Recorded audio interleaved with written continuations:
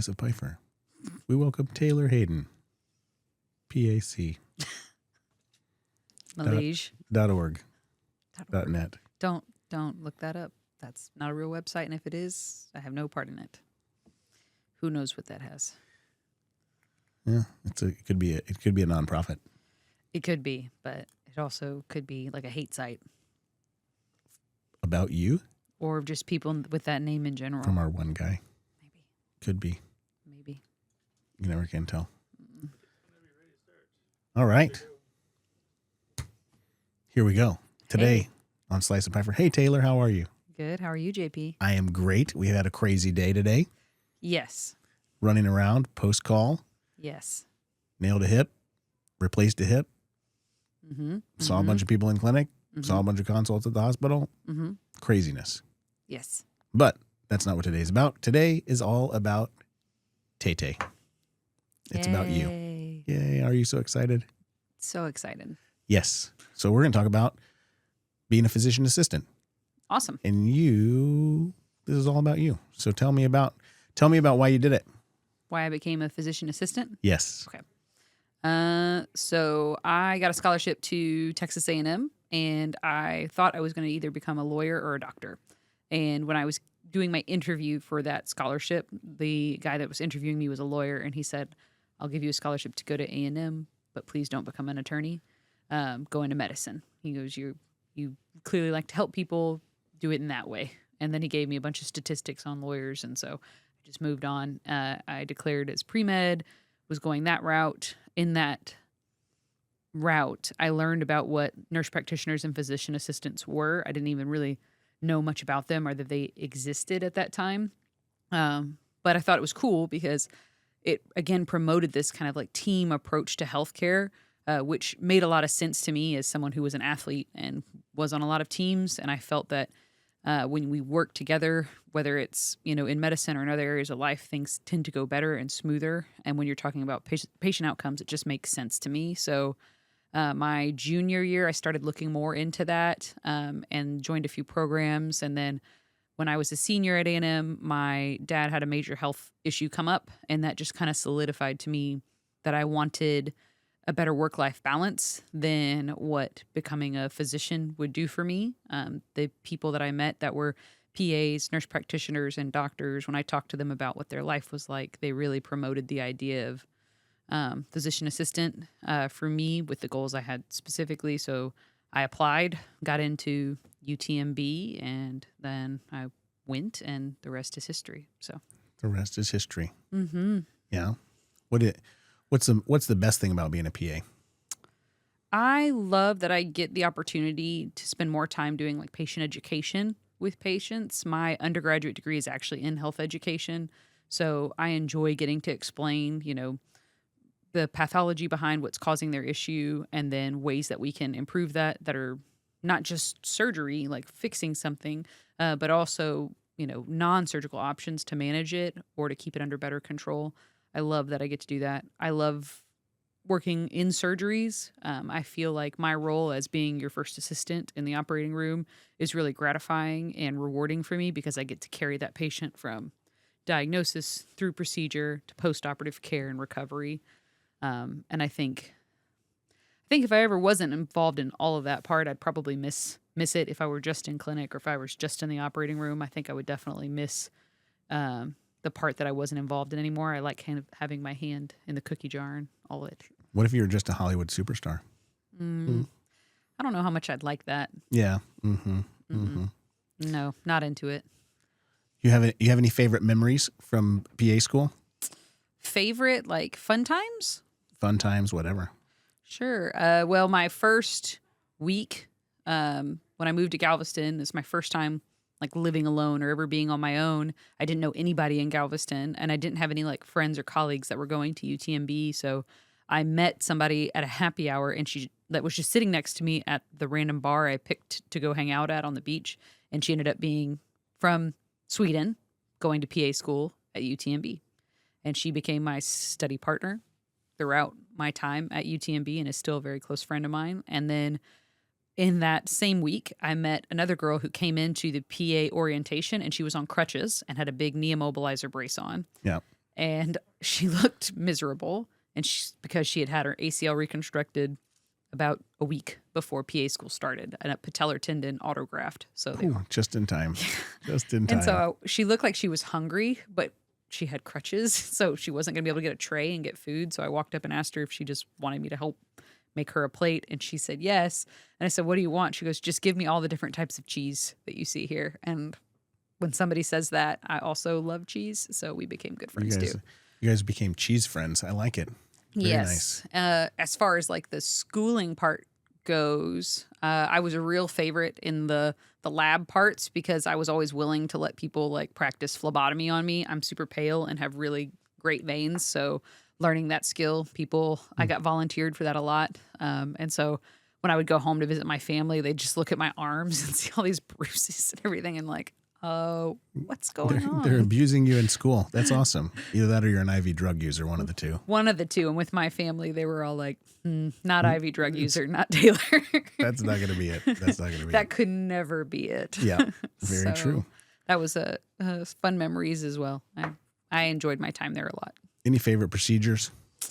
From an orthopedic surgery side of things, or just in general? Just in general. I'm specifically thinking of a procedure where someone told you to just hold pressure on a blood vessel for like 30 minutes while they went and ate lunch. So when I was in PA school, my surgical subspecialty training was in cardiothoracic and vascular surgery, and it was awesome. Loved it. Loved the surgery behind that. That's a great field for PAs.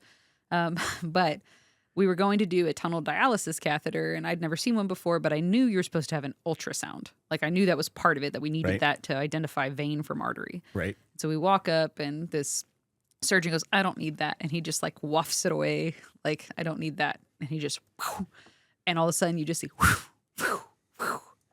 And he goes, "Okay, so this is a great learning opportunity. So you see this is an artery.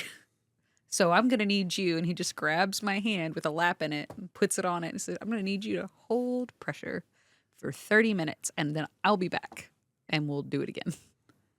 And he left and just left the PA student there holding the pressure. Nice, nice. So that was an exciting moment. Yeah, that was a fun one. The same time that I was at that one, I had another very nice surgeon who told me on my first day, "Hey, we're just gonna subclint the right, we're gonna stent the right subclavian artery, like it's stenosed, and we're gonna do that right now." And I was like, "Oh, like I'm just trying not to touch my face, I'm trying to keep my hands in the sterile position." right. And he's like, "We're gonna do this," and I was like, "Okay." And he's like, "Don't be worried about it. It's not a big deal. If you mess up, it's just that the patient dies." And I was just like, so bad. And he just starts like chuckling. He's like, "I'm not going to let the patient die." But he could just see on my face how nervous I was. And he was trying to bring like levity and whatnot to the situation. And it was an important principle for me to learn that that's something that happens often in the ORs is people try to break tension because what we do is like, sacred's a weird word, but it's the word that comes to mind. What we're doing is very like, invasive and extremely personal. And we have the privilege of doing it. But that tension can get really high sometimes. Sure. And so you have to be able to break it up. And that's what he was doing. He could tell I was sweating bullets and very nervous that I was about to do something to hurt someone. And he wanted me to just chill out. Yeah. Yeah. That's a little bit crazy in terms of just like, we're just going to amp the pressure up as high as we can on these poor students. But that happened in medical school. It happens in orthopedic residency. They just raise the pressure to see if you can see how long that you can hold. So I definitely can see that for sure. Mm-hmm. How about flexibility in being a PA? Like in terms of career flexibility, Sure. That's maybe different from what career flexibility that I have. Well, you have some flexibility, just not as much as I do. I can barely touch my toes. Barely touch my toes. I think you're giving yourself too much credit there. With my knees bent. Maybe. Depending on the day. And if I'm sitting in a chair. So as a PA, I get certified in all areas of medicine, and I'm trained in all areas. So, and I'm actually about to start my recertification again. But that means that if I decided tomorrow I hated orthopedic surgery and I never wanted to do it again, and I wanted to go help someone deliver babies, or if I wanted to go to be a pediatric physician assistant, or whatever, dermatology, all these other things, I could do that. I just have to find the job and someone willing to train me. You could go sit and do a residency as a PA to get more knowledge in that area if you really wanted to make yourself more competitive. But like for me, my first job out of PA school was orthopedic surgery. I'd never done it before, but I was trained in it. I took a test to certify in it, and we're supposed to be adaptable and flexible and have enough knowledge to be able to do that. And the important part of that is, and especially in the state of Texas, we have supervision, right? Right. I always have the privilege of having a surgeon that I can talk to about any case, especially anything that seems out of my scope. Even things that seem within my scope, I often do it just because I always joke with patients, 2 sets of eyes is better than one. I agree with that 100%. Mm-hmm. Sometimes you got lots of sets of eyes, right? Radiologist. Radiologists looking at things, orthopedic surgeons, you've got anesthesiologists covering patients. Mm-hmm. In fact, one of the folks that I just saw today has trauma, vascular, orthopedics. I mean, they got nephrology. The whole crew is on board for today. So very interesting. Yeah. What's the toughest thing about being a PA? For those that are out there thinking about becoming a physician assistant? I would say the hardest thing, I think it would depend on your personality type, because like for me, I've just sat here and toted about how much I love team-based approach and that I like that I have somebody that I can always run things by, but some people want more autonomy than that, and this may not be the role for them if that's the situation they find themselves in. Now, you can back me up on this or not, but even doctors have bosses most of the time. So even if I think, mine's at home. Yeah. She's at my house. She tells me what to do all the time. She's also 12. Yeah. Oh, sweet Caroline. Don't say yeah. that. But even physicians, if they work for a hospital, they have bosses, so but you do have a bit more control, a bit more autonomy as a physician. So I know some people, pretty rare, but it does happen that someone becomes a physician assistant and then decides to go to medical school and become a doctor because they don't like being underneath somebody's supervision. So that would be a tough thing about it, is my credentials will often kind of get called into question. So, I've had radiologists, when I ask for rereads, say like, no, a doctor has to ask me for it. I'm not gonna listen to a PA telling me they don't appreciate or like my read. That happened here in the Woodlands. I'm not. I'm not You're commenting. Pleading on the that. fifth. You're pleading the Yes, fifth. I like correct. it. Yeah. But the instance that I'm thinking of right now, where it was the most kind of hostile, was not here. Yeah. But that, or they automatically assume that I don't have any kind of expertise or knowledge in my field, or they just don't understand the ignorance about what a PA is. We've existed since the 1970s, but in medicine, that's still fairly young. Right. No doubt. So I think people are still kind of learning where in the scheme of things PAs fall. And so that can be humbling or at times and sometimes irritating. Yeah. But as we see the population going up and up and up, right? The population keeps growing.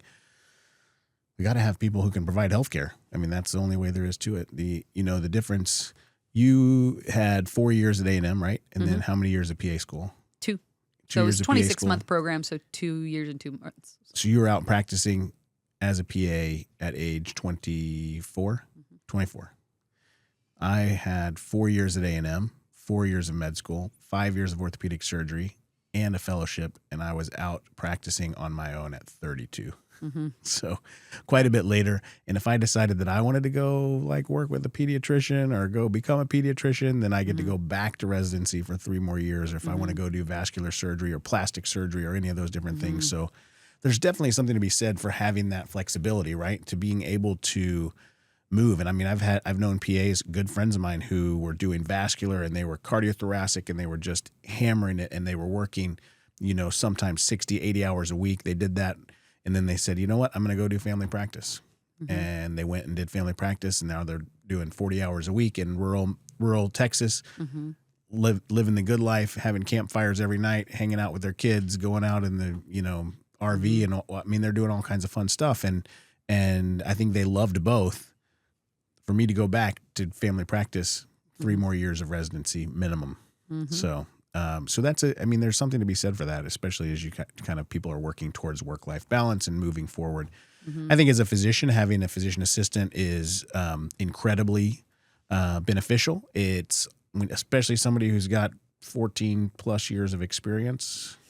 How many years of experience do you have? So I started practicing in orthopedic surgery January of 2014. So that 2014. So you're 11 and a half. 11 and a half years. I've been doing 14 years. So, well, we just kind of blend together. Two, well, not really become one, but you know what it is. You know what I'm saying? Sure. Sort of. Yes. Anyway, 11 and a half years. So, and all orthopedics, right? All orthopedics with four different orthopedic surgeons that you've worked with, four different orthopedic surgeons on 5 different occasions. So, yes, that's pretty cool. Yeah, I've worked for you now twice. I came back. She's back. She is back. That's another interesting part of our dynamic is I worked for you and then left during COVID because we really weren't doing a lot of elective or outpatient stuff up here during COVID. Right. Everything kind of shut down. And as a physician assistant who mainly worked private practice, we were taking some trauma call, but right. I mean, we were not working very much and we were struggling there. And there were other places where they were still staying super busy, just depending on the politics and landscape of that place. And Sure. so that I was able to work and provide for my family. And, it worked out well for a while, but, you can't put a price tag on working with somebody who you wake up every day and you're excited to see your family. You're excited to take care of them, but you're also excited to get to go to work with somebody that you enjoy working with and for and with. Amen to that. So yeah. I came back. I agree with you. I mean, it's being able to love your work is a huge, huge blessing. And that's part of another thing we talked about this last time, but that's what I want people to do. I want people to figure out, find what you're passionate about, find what you love, and go out and do it. And life is just too short. It's not worth toiling and stressing, and you just never know. You never know when that last day is coming, and dear Lord, you don't want to be miserable leading up to that, whether it's for money or whether it's for convenience or whatever it is. You got to go enjoy life and enjoy the people you're with. So absolutely. And I would say that for anybody considering becoming a physician assistant, having a great relationship with your supervising physician is super important. Like you cannot put a price tag on that, and that person is going to be valuing you not only as a provider or a producer, but also as a person, right? As a person with a family, as a person with certain values, as a person with a life outside of work. And as a physician assistant, that's the beauty of it, right? I don't have the same level of obligations that you do, right? I have a lot, and anytime my hands are involved in somebody's care, I'm fully on the line for that. But with my career, I can be more picky or choosy about how much I want that to be. If I want to work part-time, there's a lot more availability for that as a physician assistant than there is for an orthopedic surgeon who says, I just want to work part-time. And you can do that, but finding somebody who's going to employ you to do that and pay you well is probably not as easy as it is for somebody like me. No doubt. Yeah, no question. Well, I think this has been great. Now people know who you are and about becoming a PA. I obviously love having you here. I figured you came back mostly because of the Hollywood studio and because you wanted to become an international superstar. These were neither of the things we talked about for me coming back to work with you again. I remember it in my head. I do. Well, then that makes it real, doesn't it? Yes. It's how you think. It's how you think. It's important. You have to have big dreams. I was like, I think Taylor's going to come back, and then we're going to start a podcast, and then she's probably going to, have her own show and TV network, and it's going to be all good. So in your dreams, I still push you out and do my own thing. No, in your dreams. No, I'm tagging along. I'm in the tag along. It's all good. I was going to say that's so sad if in your own dreams you're the second fiddle. Hey, listen, I just told you my 12-year-old runs my life at the house. Between the 12, the 15, and the 16-year-old, and Chrissy, I've got 4 bosses already at home. So don't forget about Rocco. Rocco the dog. Whew, man, he is trouble. He keeps me running. He wakes me up in the middle of the night, pretty much every night, just out of spite. Why? I don't know. He's crazy. Take him out, then he just goes and barks at the door. Bonkers. But yeah, might be defective. He could. Yeah, He looks like a chicken tender. So He does look a little like a chicken tender. yeah. I miss Sassy. She Yeah. was a good dog. Oh yeah, that'll be a good story for another time. The Whataburger miracle. Just watch out for that. Whataburger miracle is a very famous story about my old dog Sassy. Whataburger is not a sponsor of this podcast. But we would welcome them if We did stop there. Right. We stopped at Whataburger on our way back from Dallas just 2 weeks ago. So It was if good. you're listening, probably you are. Mm-hmm. Just send us some Whataburger, French fries or something. Texas stop sign. Yep. All good. Thanks for being here. Slice of Piefer, Taylar Hayden. She's the superstar. Have a great one, Taylar. I'll see you on the flip side. Sounds good. Bye.